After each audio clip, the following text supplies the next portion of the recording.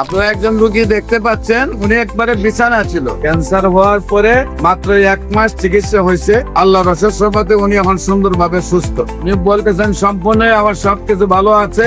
বিশেষ করে রোগীর অভিভাবক আমাদের সামনে বসা। আমরা আপনাদের সাথে পরিচয়। আপনার নাম? মোহাম্মদ রিয়াজ। আপনার পিতার নাম? আপনার বারেক মির্জা। আপনার মায়ের নাম? মোহাম্মদ আপনার গ্রাম? দরান্দি দরান্দি গ্রাম। Post office? দরান্দি। দরান্দি থানা? পটুয়াখালী জেলা? পটুয়াখালী। পেশেন্ট আপনার কি হয়? শাশুড়ি। আপনার শাশুড়ি কি প্রবলেম হয়েছে? আমার ব্রেস্ট ক্যান্সার ছিল। ওনার ব্রেস্ট ক্যান্সার হওয়ার পর ওনার শারীরিক ভাবে কি হয়েছিল?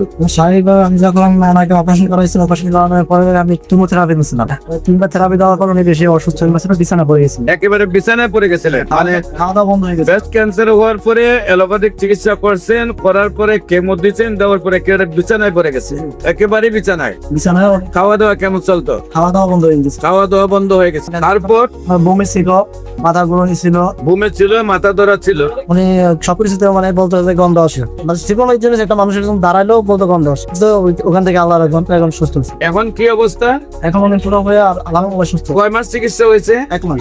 সম্মানিত দেশবাসী, মাত্র 1 মাস চিকিৎসা করে, যেখানে বিছানায় রোগীটা ছিল, যেখানে কথা বলতে পারতো না, যেখানে খাওয়া দাওয়া চলতো না, বমি করে দিত মুখে খাবার দিলেই, সবাই নিরাশ হয়ে গেছেন। চিকিৎসা যতই চান উনি 3টা কেমো দেওয়ার পরে একেবারে বিছানায় পড়ে গেছেন। আল্লাহর অশেষ রহমতে 1 মাসের চিকিৎসায় সুন্দরভাবে সুস্থ হয়েছেন। আমরা যারা এই ভিডিওটি দেখছেন তাদের কাছে আমরা অনুরোধ করব, আপনারা নামাজ পড়ে দোয়া করবেন ওই রোগীটা যাতে আল্লাহ সুন্দরভাবে সুস্থ করে দেয়। আপনারা জানেন একটি ক্যান্সার রোগী যার পরিবারে আছে সে যে কত কষ্ট আছে। প্রতি মাসে 2-4 লাখ টাকা খরচ, আবার অন্যদিকে চিকিৎসার জন্য প্রতিদিন রিপোর্ট করা প্রেসক্রিপশন নিয়ে ডাক্তারদের কাছে দৌড়তে হয়।